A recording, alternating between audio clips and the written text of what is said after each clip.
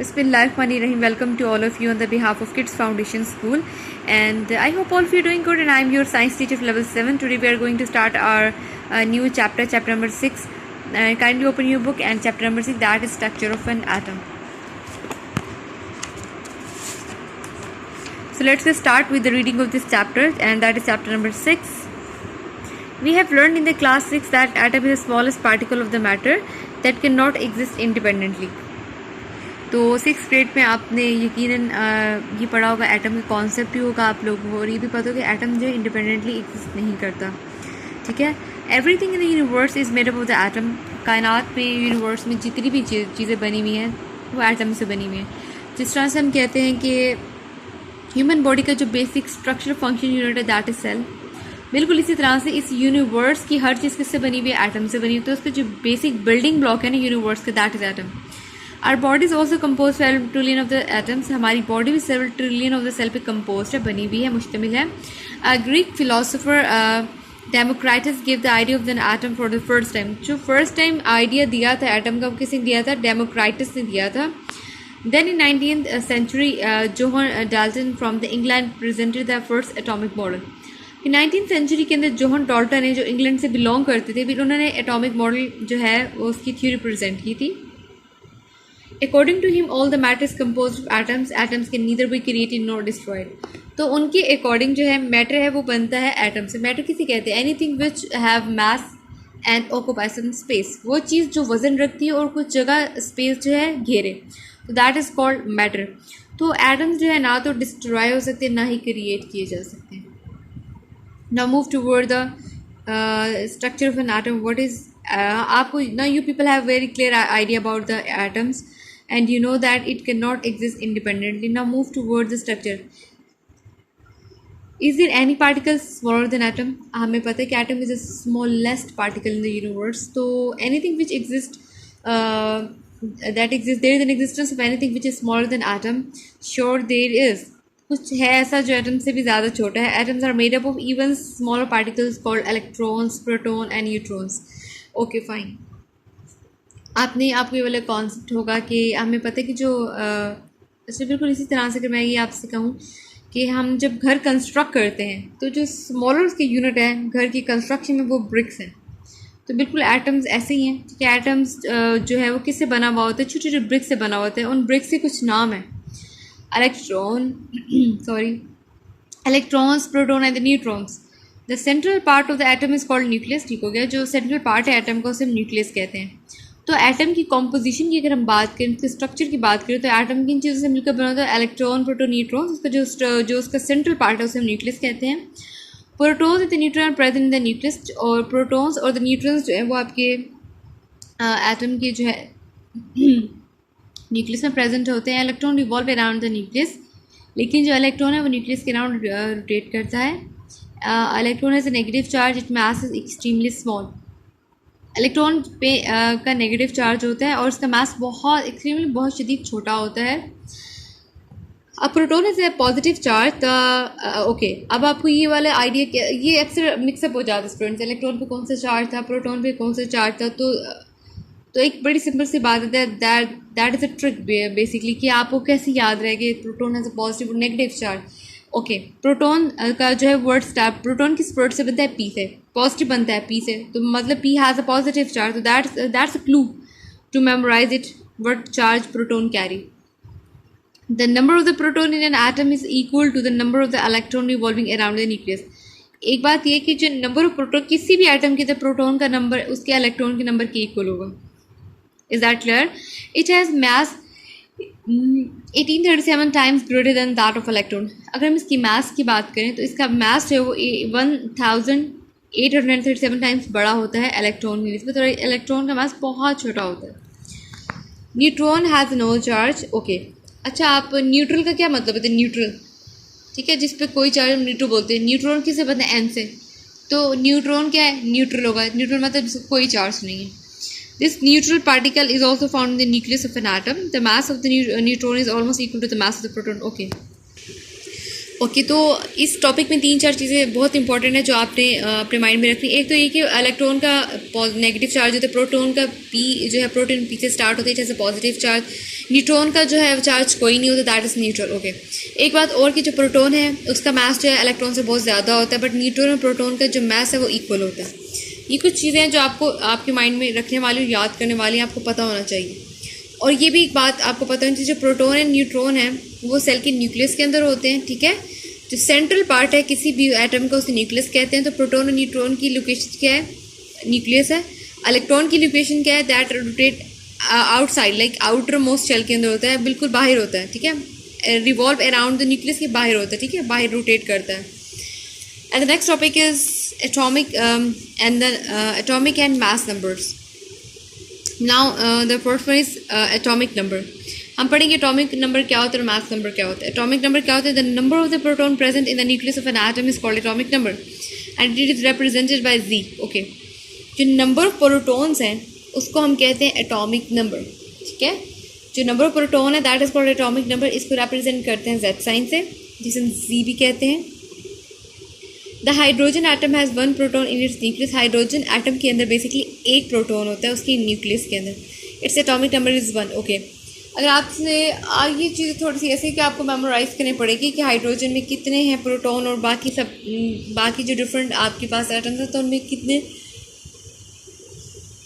Number of electron proton है। ये थोड़ी सी चीज़ें टेक्निकली मेमोराइज करने वाली हैं। हाइड्रोजन में अगर 1 प्रोटॉन है तो नंबर ऑफ प्रोटॉन, तो उसका एटॉमिक नंबर हम किसी से डिस्क्राइब करेंगे। अगर प्रोटॉन 1 है तो एटॉमिक नंबर भी 1 होगा। बेसिकली प्रोटॉन रिप्रेजेंट करते हैं एटॉमिक नंबर को।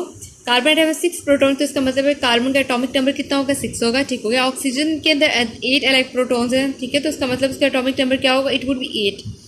Each element has its own atomic number. हर एलिमेंट का अपना क्या होता है, एटॉमिक नंबर होता है। And it can identify an element by its atomic number. Okay, so we can identify any element by its atomic number. तो atomic number के थ्रू ही हम किसी भी एलिमेंट को क्या कर सकते हैं, आइडेंटिफाई कर सकते हैं। Kindly turn the page and the next topic is mass number. The sum of the proton and the neutron in the nucleus of an atom is called mass number. Okay, proton plus neutron is called mass number, or it is represented by symbol A. The hydrogen atom is only 1 proton in its nucleus, its mass number is also 1. Carbon है 6 protons and 6 neutron, तो इसका आपने add करना है, ठीक है। 6 + 6 is equal to 12, तो इसका मास नंबर कितना हो जाएगा, 12। We can use atomic number and the mass number to find the number of the neutron in the atom. Okay, अगर आप मास का रूल, अगर आपको एक चीज़ पता हो तो आप दूसरी चीज़ फाइंड आउट कर सकते हो। पहले आपको मास नंबर का फॉर्मूला पता होना चाहिए। मास नंबर क्या होता है, number of proton plus number of neutron, ठीक है। जो न्यूट्रॉन को हम किससे रिप्रेजेंट करते हैं, जेड से, तो नंबर ऑफ न्यूट्रॉन का क्या मतलब है, atomic mass.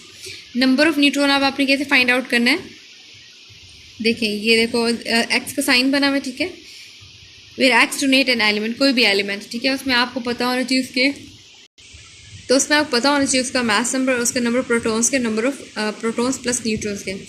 Okay fine, oxygen atom has atomic number 8 and the mass number 16। What would be the number of the in its nucleus. Okay, oxygen का एटॉमिक जो नंबर है, मतलब एटॉमिक नंबर का मतलब प्रोटॉन्स कितने हो गए, 8 हो गए, ठीक हो गया। उसका मास नंबर 16 है। ओके, अब आपको 2 चीज़ों का पता है, ठीक है। सो ये जो ऊपर इक्वेशन गिवन है, मास नंबर जो है ऑक्सीजन का आपको पता है 16 है और नंबर ऑफ प्रोटॉन 8 है, बट नंबर ऑफ न्यूट्रॉन्स के नहीं पता। तो आप क्या करोगे, मास नंबर 16 है, नंबर ऑफ प्रोटॉन्स 8 है। यहाँ इस साइड पर 8 जो है वो क्या हो रहा है, मल्टीप्लाई, इस साइड पे फिर जब लेफ्ट साइड पे आएगा तो डिवाइड हो जाएगा, नंबर ऑफ न्यूट्रॉन साइड पे रह जाएंगे, फिर 8 2 16, तो देन आंसर विल बी 2। तो that's how you have to solve the question. When you know one thing, then you can find out the other thing which is missing.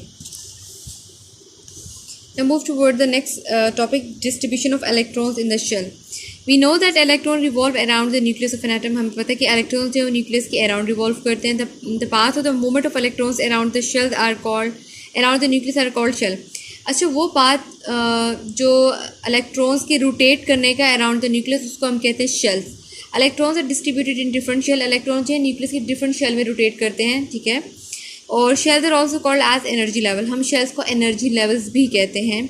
These shells are labelled as K, L, M, N, O, P, Q etcetera. तो इन shells के नाम है K, L, M, N, O, P, Q etcetera. K is the first shell, ठीक है, from the K से हम start, K first होगा, L सेकेंड होगा, M third, N, O, N, O, N, so like ये वाला सीक्वेंस मेंटेन रहेगा। we can calculate the number of the electron in a shell. What is the formula to find out the number of the shell? Number of electrons in a shell, that is 2n square. Okay, number of shell, अगर shell का number 1 होगा then it would be k, अगर shell का number 2 होगा then it would be l, and so on. And the maximum number of the electrons कैसे होंगे? Maximum k shell में 2 electrons होते हैं, ठीक है, l में 8 होते हैं, m में 18 होते हैं, तो ये सीक्वेंस मेंटेन रहेगा, ठीक है, क्योंकि आपको फार्मूला का पता है 2n स्क्वायर, ठीक है। आप पहले शेल में अगर 1 इलेक्ट्रॉन है, लाइक आउटर मोस्ट शेल में जो पहला जिसे हम कह रहे हैं जो बिल्कुल बाहर है, फर्स्ट भी वही है और आउटर मोस्ट शेल भी वही है, ठीक है, जिसे हम के कहते हैं। अगर उसमें 1 इलेक्ट्रॉन है, आपके 1 का स्क्वायर है, formula is 2n square, n की वैल्यू अगर 1 है तो 1 का स्क्वायर है, तो 1 का स्क्वायर 1 ही होता है, then it will multiply with 2 and then answer will be 2. If L has the 2 number of electrons, then there is a square, 2 into 2 is 4, 4 multiplied by 2 is equal to 8. So that's how we can find out the distribution of electrons in a shell. Okay, यहाँ पे इन्होंने atomic structure दिए हैं, ठीक है, first 18 elements के, ठीक है। तो हाइड्रोजन जो है, अच्छा आपको ये बात बता दूँ, जो हाइड्रोजन के ऊपर जो 1 लिखा हुआ है ये मास नंबर को रिप्रेजेंट करता है, ठीक है, और जो नीचे वाला 1 है उसे प्रोटॉन के नंबर्स का पता चलता है, तो ये आपको पता होना चाहिए। अब ये नेक्स्ट हीलियम है, ऊपर जो 4 है that is the mass number, ठीक है, और हमें पता है कि मास नंबर क्या होता है, mass number is actually sum of the proton plus neutron.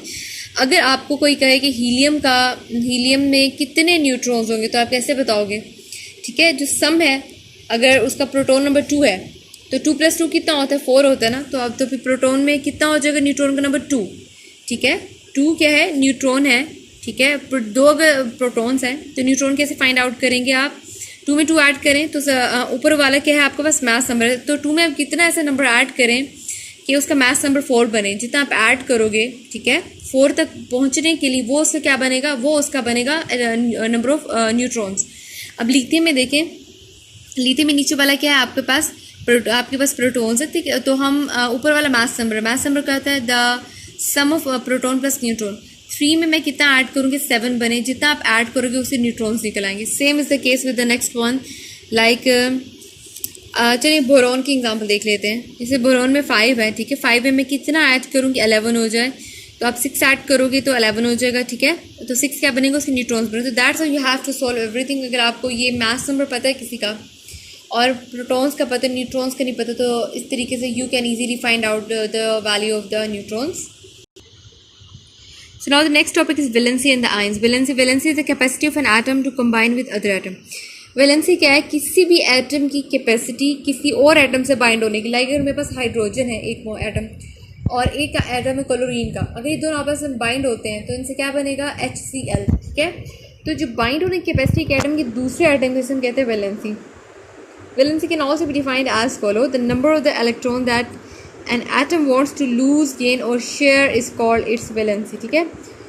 अगर नंबर ऑफ इलेक्ट्रॉन किसी भी एटम के या तो गेन हो रहे हों या लूज हो रहे हों या फिर शेयर हो रहे हों, जैसे इसे भी हम वैलेंसी कहते हैं, ठीक हो गया। For example sodium atom loses 1 electron, इस वैलेंसी इज़ 1। तो वैलेंसी को हम लूज़ करने को भी वैलेंसी में कंसीडर करते हैं, गेन करने को भी वैलेंसी में कंसीडर करते हैं और शेयर करने को भी। अगर कोई एटम दूसरे एटम के साथ अपना इलेक्ट्रॉन शेयर कर रहा है, उसको अपना इलेक्ट्रॉन दे रहा है, तो उसको शेयरिंग को भी हम क्या कहेंगे। अच्छा, आपको पता है शेयर करने से गेन और जो लॉस और गेन वही शेयर करना है। अगर कोई एटम अपना दे रहा है किसी दूसरे को एटम, तो इसका मतलब अपना वो लूज़ करे, जो ले रहा है उसे वो गेन कर रहा है। Gain and lose and share, इसे कंफ्यूज नहीं होना, ये एक ही बात है, ठीक है। जो गेन करेगा, जो गेन कर रहा है, ठीक है, जो दे रहा है वो लूज कर रहा है और जो ले रहा है वो गेन कर रहा है, ठीक है। इस तरीके से शेयरिंग हो रही है। For example the sodium atom loses 1 electron, so इस valency will be 1। Fluorine atom gain 1 electron, fluorine एक एटम गेन करेगा, ठीक है। लूज और गेन वाली सारी ये वाला इस टॉपिक में चक्कर है सारा। फ्लोरीन एक एटम गेन करे तो वो उसकी क्या है, वैलेंसी है। So hydrogen atom share 1 electron, अगर हाइड्रोजन शेयर करे 1 इलेक्ट्रॉन तो उसकी जो वैलेंसी हो जाएगी वो 1 हो जाएगी। कॉपर, मैग्नीशियम, ऑक्सीजन एटसेट्रा है वैलेंसी नंबर 2। तो वैलेंसी नंबर 2 का मतलब क्या है कि कहीं ना कहीं गेन भी ये क्या करें, गेन करें, तो इसलिए इनकी वैलेंसी क्या हो जाएगी, ये हो सकते हैं गेन करें, हो सकते हैं लूज भी करें, it depends. The valency of aluminium and the nitrogen is 3, the valency of carbon atom is 4। So now next topic is ion. An atom with a positive और the negative charge is called ion. ठीक है, जो positive और negative charge होते हैं किसी भी atom के ऊपर हम उसको आयन कहते हैं. For example sodium atom, sodium ion आपने देखा Na पॉजिटिव ऊपर लिखा होता है इसके ऊपर. इसका मतलब क्या है, ये जो है पॉजिटिव आयन है. क्लोराइड के ऊपर Cl नेगेटिव होता है, इसका मतलब ये नेगेटिव आयन है. ऑक्साइड के ऊपर O2 नेगेटिव होता है. ठीक है, कॉपर आयरन के ऊपर Cu2 पॉजिटिव होता है. तो इसका मतलब है ये जो प्लस माइनस के चक्कर है ना एटम्स के ऊपर, ये जो इंडिकेट करते हैं पॉजिटिव और नेगेटिव चार्ज को. When an atom release its one or more electron from the outermost shell, the number of the proton the more than that of electron. Okay. अच्छा, बड़ी सिंपल सी बात है. इलेक्ट्रॉन्स अगर remove हो जाए किसी भी एटम के आउटर मोस्ट शेल में से, ठीक है, तो इसका मतलब क्या हो जाएगा. नंबर देखो, इलेक्ट्रॉन एक चीज़ जो है वो निकल रही है. ठीक है, एक चीज़ के निकलने से कम होने से दूसरी चीज़ जो ऑलरेडी प्रेजेंट है वो ज़्यादा हो जाएगी ना, तो नंबर प्रोटॉन क्या हो जाएंगे, ज़्यादा हो जाएंगे. So it become a positive ion और केटाइन. ठीक है, तो आपने बात याद करनी है, नंबर ऑफ इलेक्ट्रॉन के सेल में से रिलीज़ होने से, निकल जाने से जो चीज़ आयन बनता है उसे पॉजिटिव आयन कहते हैं. उस पॉजिटिव आयन को हम केट आयन भी कहते हैं. Is that clear? When an atom absorbs one or more electron in the outermost shell, the number of the electron increases. ठीक है, अगर आप आउटरमोस्ट शेल में एटम इलेक्ट्रॉन्स को ऐड कर रहे हो, ठीक है, एडिशन से क्या होगा, वो बन जाएगा नेगेटिव आयन. हालांकि बहुत ऑपोजिट से बात है. देखिए, एडिशन इंडिकेट करिए नेगेटिव साइन को. ठीक है, लूज आप कुछ कर रहे हो तो वो शो करिए पॉजिटिव चीज़ को. बस आपने इस ऑपोजिट कॉन्सेप्ट को माइंड में रखना है, तो आपको पॉजिटिव नेगेटिव का चक्कर नहीं भूलेगा. अगर कोई चीज़ रिलीज हो रही है, निकल रही है, तो वो पॉजिटिव काउंट हो रही है. अगर कोई चीज़ आ रही है तो उसे हम नेगेटिव कह रहे हैं. Positive ion and the negative ion attract each other and form the compound. जब पॉजिटिव और नेगेटिव आयन एक दूसरे को अट्रैक्ट करते हैं तो उससे हमारा कंपाउंड में, कंपाउंड सब्सटेंस से एटम से बड़ी चीज़ होती है. Now you can see that table.